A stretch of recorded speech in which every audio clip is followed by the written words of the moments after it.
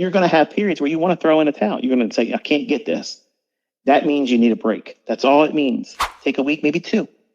Don't look at anything I've produced. Don't look at the charts. Don't look at the markets. Don't talk to people that trade. Don't go on social media. Leave yourself a distance from it. And just allow yourself to decompress. It's how you manage yourself. Even successful winning traders need to do this. It's not bad. It's a good thing. You have to take a little break. You have to schedule a holiday, a trading holiday. And I treat the holiday season as my built-in, hey, this is a perfect time to do it. Why should I be worried about charts when I have my family, pining to be with me, spend more time with me? And I'm going to miss those memories as well, too, in addition to everything else. No, it's not worth it. When you work your job, you schedule many times a year in advance. We're going to go, when I get my vacation time in, we're going to save up, put this much money aside, and then we're going to go to whatever that destination is for a week.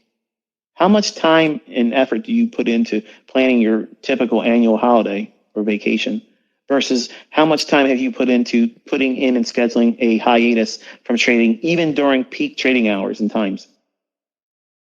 You're not doing it. Why? Because you got to push your edge, baby.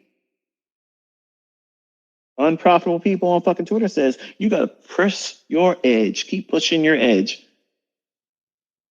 You'll make it dull. How do you stay sharp? You rest your mind. What are you doing on the weekend? It shouldn't be more than an hour, 2 at most, with anything with the markets. You have to rest. Take your mind away from it. Constantly being engaged with it. It's too much. It's too much. So you have to distance yourself. And some of the greatest lessons you're going to learn is when you start finding out that you're better as a trader when you have scheduled only 3 trades a week at maximum. I said week, not day, not session. Yeah. When you come to the realization that the best fucking setups that you're looking for the week are only 2 or 3. Doesn't mean you can't make money doing all kinds of other shit, because you watch me do it and you watch my students do it. I'm saying the cream of the crop, the best, the choices, the medallion setups. 2 or 3 at most per week. You find them on the 4-hour.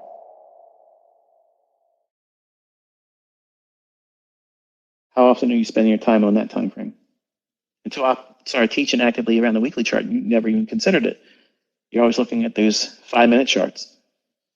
It's 1-minute charts. Now the flavor is sub 1 minute. This 1-minute charts ain't going to do a fucking thing that ain't already determined on that weekly chart, on that daily chart, on that 4-hour chart, on that 1-hour chart, that 15-minute chart, that 5, and that 1. The storyline with all those time frames, what it should do, at what time it should do it, that's when those second charts are going to behave like you want them to. Otherwise, you're going to chase things that aren't really there. You'll draw lines on shit that don't have any bearing on what price is going to do. You'll go through things you're scribbling on, and all of a sudden, you'll do something you weren't expecting. So you have to have a higher time frame perspective. No matter what you're trying to do, you should have that, because it'll teach you and help guide you in trying to trade with less. Because commissions add up. If you're going to be a high frequency trader, this is expected. You're going to be spending a lot of money in commission. Probably 35 to 40% of what you start trading with will be spent in commission. What? Mm-hmm. Yep. And especially if you're trading with 1 minute or less, and you're doing lots of setups, those commission costs will go through the roof. Sure. You might make a lot of money, but you're going to have a lot of money coming off that bottom line that you may not be aware of. And if it starts bothering you psychologically, you're going to have to make adjustments. Now, for me, the way I look at it is, as long as I'm net positive and I'm consistently profitable, I could do rat's ass. I don't give shit really what the commission costs are, because I can outpace that. Like I can outpace, inflation. It's not a big deal.